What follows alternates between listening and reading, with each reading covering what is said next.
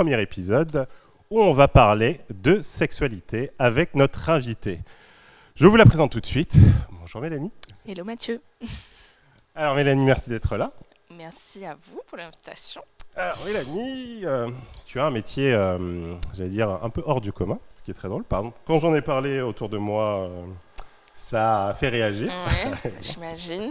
Donc on va s'atteler à comprendre ce que tu fais comme métier, Yes. à travers ton parcours, ta Yeah. vie, un peu tout ça. Ce que j'aimerais bien savoir, c'est un peu revenir aux bases. C'est-à-dire que toi, tu as grandi en Guadeloupe Oui, et j'ai été élevée en Guadeloupe. Je suis, voilà, tout en Guadeloupe jusqu'à mon bac. Alors j'aime toujours expliquer aux gens que j'étais pas du tout partie pour être sexothérapeute. Du tout, du tout, du tout. Moi j'ai fait un bac à appliquer à Rivière-des-Pères, donc j'étais vraiment pas partie pour ça. Et j'ai commencé des études de mode en école privée en Italie, à l'Accademia Italiana. Et en fait, c'est la mode qui m'a emmenée à la sexothérapie. Donc, à chaque fois que j'explique ça, les gens ils sont complètement perdus. Mais en fait, moi, je voulais faire une spécialisation sous-vêtements. Donc, pour comprendre le sous-vêtement, il fallait parler aux principaux clients en fait, qui achètent les sous-vêtements. Et les principaux clients qui utilisent le sous-vêtement comme un vêtement à part entière, bah, ce sont les travailleurs et travailleuses du sexe. Parce que bah, c'est ta tenue de travail, en fait, le sous-vêtement. Et du coup, il fallait que je fréquente ce milieu-là pour comprendre comment le sous-vêtement pouvait être...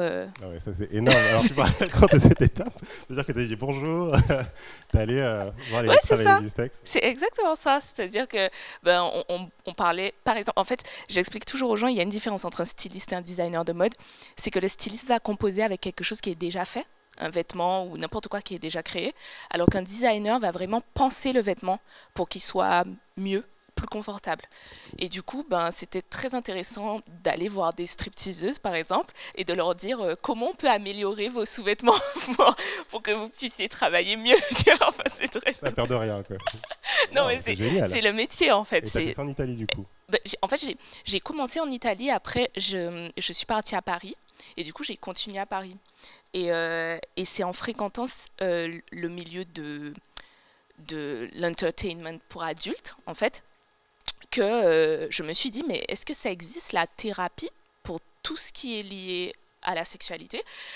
Et en parallèle, ma mère, qui est thérapeute, se formait à la sexothérapie. Et du coup, en fait, toutes les synapses se sont faites et c'est comme ça que j'ai obtenu ma licence de design de mode et qu'en parallèle, j'ai fait un double cursus en psychopatho pour devenir sexothérapeute. Donc, j'ai dit adieu à ma vie sociale, ça c'est clair, pendant toutes mes études. Mais je suis contente parce que j'ai eu 2 diplômes et aujourd'hui, je peux choisir entre 2 métiers qui me passionnent. Donc, voilà. Super. Ouais. On va en profiter parce que le concept de l'émission, c'est qu'il y a quelqu'un qui te connaît très bien Ok, dans les coulisses, un Ok. invité mystère. ok. On va voir si l'invité mystère va bien. Bonjour invité mystère. Bonjour. Est-ce que vous allez bien, invité mystère? Oui, ça va, merci. Et vous? Alors, on vous entend tout doucement, invité mystère. J'ai dit oui, ça va. Très bien. Alors, invité mystère, vous pouvez intervenir tout le long du récit de Mélanie, au moment où vous voulez. Et le but, ça va être de trouver, mais que Mélanie devine qui c'est. Ok, Alors, ça peut être un ou une ex, ok. D'accord. un fan, Ok, un ou un membre de ta famille. ok. Ça te va? Uh-huh. Alors, bien sûr, on a caché la voix. Elle est en stress. Non, même pas, juste que je suis curieuse. Tout va bien. C'est quelqu'un de confiance. Ok, On s'en est d'accord. assuré. Ok. Tu es parti faire tes études. Yes, je suis partie. Du coup, j'ai fait Guadeloupe-Italie. Alors, je me rappelle que c'était vraiment une catastrophe. Je ne sais pas si ça se passe comme ça aujourd'hui parce que l'école, c'est loin. Mais je me rappelle qu'il y avait l'admission post-bac, tu sais, enfin, sorte de truc. Et moi, je pouvais pas du tout le faire parce que je partais faire mes études à l'étranger puisque c'était en Italie que je partais directement. Et, euh, et je sais que ça a été... En fait, beaucoup de personnes me demandent est-ce que le fait d'avoir fait un double cursus était le plus difficile. Et en fait, je pense que non. Ce qui était le plus difficile, c'était quitter la Guadeloupe pour vivre dans un pays qui n'est pas du... Genre, mais vraiment, c'est-à-dire on parle pas français. Je parlais pas italien quand je suis partie. Donc, bon, voilà. Enfin, en fait, le plus dur, c'était surtout faire la transition. Enfin, il n'y avait pas de transition, en fait, entre la Guadeloupe et l'étranger. Voilà, c'est tout. Donc voilà, mais je regrette absolument pas. C'était super top. Invité mystère, est-ce que vous pouvez me confirmer que Mélanie est quelqu'un qui n'a peur de rien? C'est dans son caractère ou ça s'est développé au fur et à mesure? Intéressant comme question. On entend Oui, pas. c'est dans son caractère et d'ailleurs, elle a toujours été comme ça depuis petite. Quoi? Un invité mystère qui vous connaît depuis que tu es petite. Ok. C'est l'invité mystère qui parle? Non. Ou c'est quelqu'un d'autre Alors, qui parle? Ok. L'idée, c'est qu'à la base, on voulait modifier la voix de l'invité mystère, mais on n'a pas Mhm. réussi. Mhm. Donc, c'est retranscrit parce que je pense que tu aurais reconnu la voix assez rapidement. Ok, Voilà. d'accord. Hmm. Mais si je comprends bien, tu continues à exercer aussi ton métier de designer de mode. Alors, depuis Covid, non.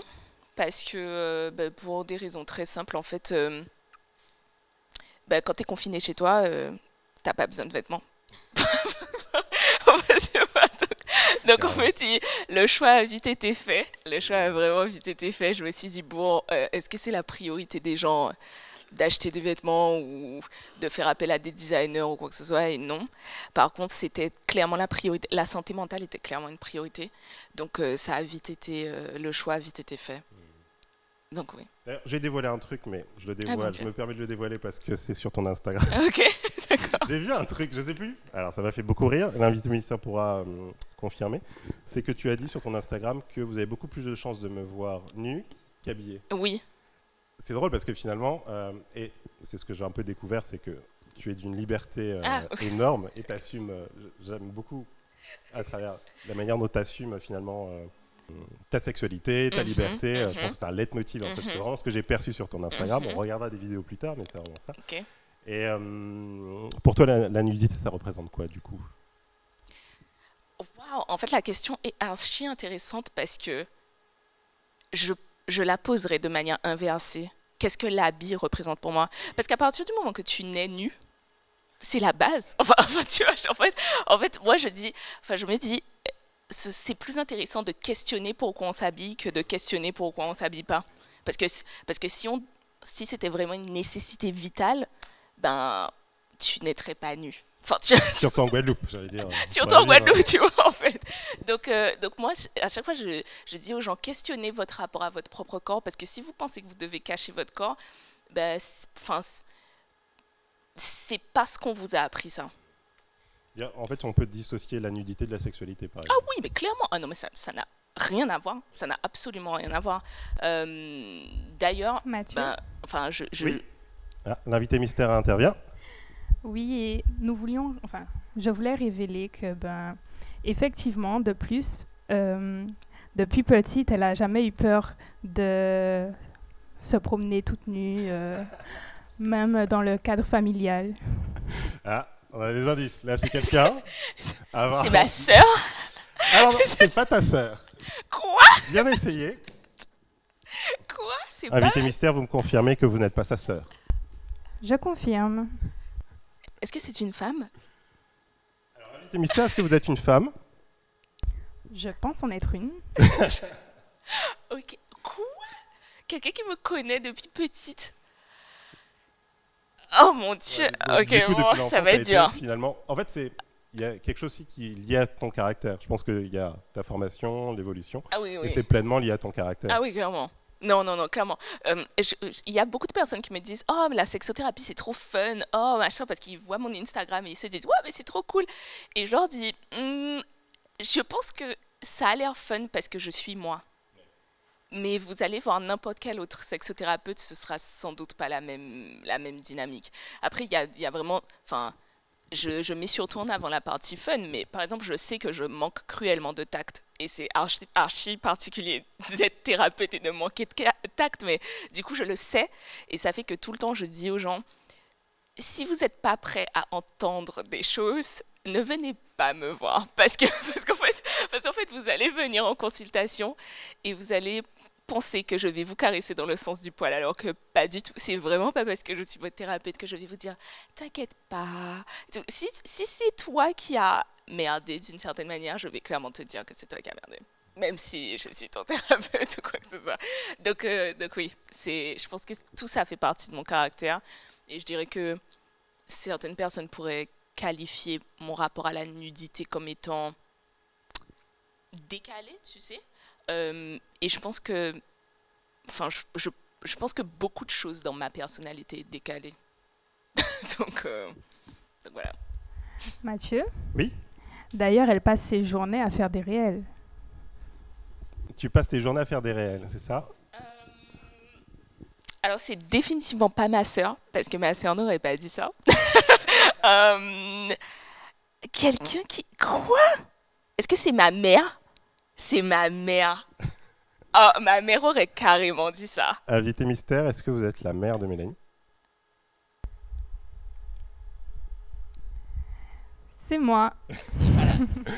Voilà. Oh, t'es savent ça? Bravo. Oh, t'es savent ça? C'est ma On mère. va inviter la maman de Mélanie, du coup, à nous rejoindre sur le plateau.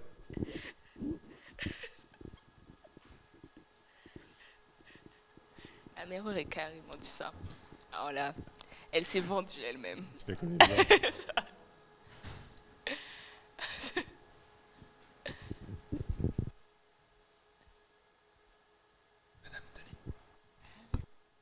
D'ailleurs, dans ton métier, il y a une grande implication sur le fait que... Elle s'assied où, hein? juste à côté de toi. Ok. Tu t'es vendue toute seule. Bonjour, invité Tu t'es mystère. vendue toute seule. C'est ma maman. Bref. Merci de nous avoir rejoints et d'avoir joué. C'est parfait. Merci, merci. Elle était en stress, j'ai l'impression. Ouais. En fait, j'ai dit une phrase que j'ai l'habitude de lui Ah, mais dire. clairement. Elle passe sa journée à faire des rêves. Alors que c'est vraiment pas vrai. Hein. Mais bon, c'est pas grave. Oui, parce que Ouais, pour on est un petit expliquer, peu c'est que marseillais. tu as un compte Instagram très fourni Oui. où tu vulgarises ton métier, la sexualité, et tu mets plein de choses à la fois marrantes, à la fois didactiques, et à la fois c'est beaucoup suivi sur ton compte. Yes. Moi, j'ai trouvé ça très très drôle. J'ai marré sur plein de trucs. Merci. Et je trouve ça génial. Est-ce que c'est une manière pour toi d'aborder un sujet? Alors, est-ce que tu penses que la sexualité c'est quelque chose de tabou? Ah oui, clairement. Ah oui. Les gens... Enfin, et je crois que je l'ai déjà dit dans plusieurs interviews, mais je dis toujours, c'est très bizarre. Alors, non. Je dirais que l'intimité est tabou et que du coup, comme la sexualité est une forme d'intimité, donc les gens n'en parlent pas. Mais mon métier m'apprend que les gens sont plus aptes à te raconter leurs ébats sexuels que te dire comment ils se sentent réellement. On se cache derrière les sentiments du coup. Ouais, voilà. Ils sont capables de te parler des faits, mais quand tu leur demandes, ok, est-ce que tu te sens seul, est-ce que tu te sens triste, là, il n'y a plus personne. C'est vraiment genre, voilà, l'émotionnel, c'est vraiment, voilà, le paroxysme du tabou, je pense. Alors j'ai su, ce qui était marrant, c'est ce que tu expliquais un peu tout à l'heure, c'est que finalement, la sexothérapie est venue aussi avec ta maman, Oui. parce qu'elle exerce le même métier du coup. Et oui, j'exerce le même métier. Sauf que quand j'ai commencé cette formation-là, j'ai trouvé que ça allait très bien, Mélanie. Parce que c'était déjà quelqu'un d'assez ouverte sur le sujet. Et on a toujours une très bonne communication là-dessus. Et finalement, je pense qu'elle ne regrette pas aujourd'hui, vu le tabac qu'elle fait avec ça. Et quelque part, ça lui a permis surtout de toucher un public qui n'est pas toujours dans cette communication-là avec leurs parents et avec leurs professeurs ou autres. Donc voilà, c'était important qu'elle puisse aller vers ce chemin-là en même temps que moi. J'étais avec un public, je vais dire, d'une autre génération. Donc maintenant, on se partage les tâches. C'est marrant, c'est chouette. Je pense que ses clients sont les parents de mes clients. Non, mais c'est vrai. Et c'est bien, c'est super bien parce que du coup, ils voient ce qui est possible. Parce qu'à chaque fois que les gens me voient avec ma mère, ils sont là, oh mon Dieu, ta relation avec ta mère est trop bien, ça.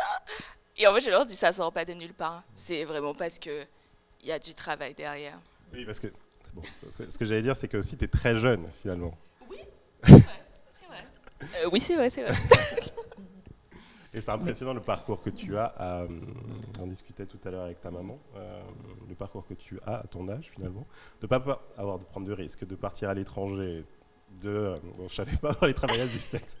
Oui. Et par exemple, vous n'avez pas eu peur à ce moment-là quand elle est... Mais je pense qu'elle savait même, enfin, parce qu'en fait, dans le cursus que j'avais, on était beaucoup, comment dire, en fait, j'ai jamais été en école publique. Ça a toujours été des écoles privées. Et bizarrement, on était vraiment très autonomes. Et je sais que quand je parlais avec d'autres élèves, amis, dans des écoles publiques, je trouvais que les professeurs étaient vraiment beaucoup derrière leur dos. Alors, et nous, c'était très bizarre parce que tu payes, mais si tu travailles pas, bah, en fait, les profs, ils s'en fichent. En fait, c'était vraiment... tu sais que tu as quelque chose à rendre et on va pas être là à te répéter la consigne 46 000 fois, on va pas être là à regarder chaque étape du processus, etc. Tu sais ce que tu as à faire et tu le fais. Et du coup, en fait, on était très, très, très autonomes. Et ma mère n'a jamais été une mère derrière ton dos, tu sais, à te dire qu'est-ce que tu fais à l'école, quelles sont tes notes, etc. etc. Elle, c'était juste t'as réussi ton année, ok, c'est bon, tu vois. Donc en fait, je pense même pas qu'elle savait tout le processus qu'il y avait derrière. Donc quand elle m'a appelée pour me parler de la sexothérapie, c'était vraiment un hasard total, vraiment total, et ça a complètement matché. Donc, ouais. Je voulais juste rajouter, quand on a commencé justement à faire des ateliers tantra, c'est toujours une surprise de voir que nous faisons ces ateliers à deux. Ouais. Parce que c'est Mélanie qui fait la com, donc on voit Mélanie, et quand je suis là et j'interviens, c'est après qu'elle dit mais c'est ma mère. Donc, ouais. Voilà, c'est-à-dire que quelque part on fait aussi quelque chose, on a une activité commune quoi, qui est toujours liée à la sexualité, puisque les ateliers tantra c'est d'emmener cette démarche de l'épanouissement du corps et de sa sexualité. Est-ce que justement vous pouvez nous en parler un peu plus? C'est vrai que j'ai vu Atelier Tantra dans tes vidéos, mais qu'est-ce que c'est finalement? Waouh. Alors simplement en 2 minutes. Alors le tantra est une philosophie indienne qui est apparue il y a plus de 3000 ans, qui part du principe que l'énergie sexuelle est vraiment au cœur de tout. C'est-à-dire que si toi et moi on est en train de parler aujourd'hui, c'est parce qu'à un moment tes parents ont eu un rapport sexuel et les miens ont eu un rapport sexuel. Non, mais clairement. Non. Non, c'est très bizarre à concevoir. Mais du coup, ça fait que ça fait que toute l'existence... en fait, et c'est pour ça que ça paraît très, très débile, selon moi, de rendre le sexe tabou, parce que c'est comme si tu avais honte de ce qui t'a mis là. En fait, c'est comme s'il y a toute une partie de toi que tu nies, tu vois, que tu es là, oh Dieu, non, ça n'existe pas, non, il ne faut pas en parler, oh non. Mais en fait, tu devrais juste être reconnaissant ou reconnaissante que ça existe, parce que sinon, tu ne serais pas en vie, en fait, tout simplement. Et puis, c'est la pratique de 99% de la population. C'est vrai que, mais tu vois, c'est marrant, parce que c'est vraiment en regardant ton contenu que j'ai pris conscience de ça, finalement. Ouais. En fait, c'est que tu dégages une telle liberté dans le ton, dans la manière de faire, et en fait, ça rend joli. Et c'est vrai que je me suis posé la question, je me suis dit, mais en fait, c'est vrai que tout le monde a une sexualité, quasiment tout le monde a une sexualité, et que c'est si tabou, et que c'est si compliqué à aborder, ou comme tu dis, pas dans l'intime en tout cas, ça peut être très démonstratif à des moments donnés. Mais ça peut être intéressant, par exemple, les gens qui viennent te voir, c'est quoi, c'est plus un public féminin, masculin, c'est pas plus compliqué par exemple. J'imagine, ma copine me dit, ouais, on va aller voir une sexothérapeute. Tu fais, se livrer dans son intimité, peut-être dans ses faiblesses, c'est hyper compliqué. Alors, je pense que absolument tout ce qui a trait au développement personnel, et je dis développement personnel, et malheureusement, quand on entend ce terme, ce qu'on rattache au développement personnel, c'est le yoga, la méditation, etc. Mais en fait, la santé mentale fait partie du développement personnel. Et malheureusement, tout ce qui a trait au développement personnel, c'est principalement les femmes qui s'intéressent à ça. Et c'est pas bien, parce que quand on regarde les statistiques mondiales, 67% des suicides partout dans le monde, ce sont des hommes. Tu vois, donc les hommes se suicident beaucoup plus que les femmes, et ça prouve que le désintérêt que la gente masculine a à tout ce qui est santé mentale et développement personnel ne leur rend absolument pas service. Donc nous, en tant que thérapeutes, on a une clientèle majoritairement féminine, mais du coup, les femmes vivent plus longtemps. Enfin, tu vois, c'est vrai. Et du coup, les femmes arrivent à délier des problèmes bien plus que les hommes, et c'est un fait. Enfin, même quand je parle avec des psychologues ou n'importe qui, tout le monde a une base de clientèle féminine bien plus que masculine. Et du coup, tu peux pas forcer les gens à travailler sur eux. Donc, tu peux pas forcer les hommes à travailler sur eux. En tout cas, je sais pas toi, mais moi, en cabinet, à chaque fois que j'ai des couples, c'est toujours les femmes qui ont initié le fait de venir voir une sexothérapeute. Et il n'y a aucun homme, à la fin de la thérapie, qui n'était pas content. Donc, ça prouve, en fait, qu'ils aiment le résultat, mais le pas pour y aller, eh bien, c'est jamais eux qui le font. Jamais, jamais, jamais. Donc, à chaque fois, je dis, vous pouvez pas forcer. Tu peux pas donner à boire à quelqu'un qui veut pas boire de l'eau. Donc, c'est vraiment... Tu vis ça comme ça, toi aussi? T'as plus de femmes que d'hommes? Oui, 90% de ma clientèle est composée de femmes. À contrario, comme je fais des massages tantriques, j'ai 90% d'hommes. D'accord. Parce que l'homme a moins de difficultés avec son corps quand il est nu face à une femme.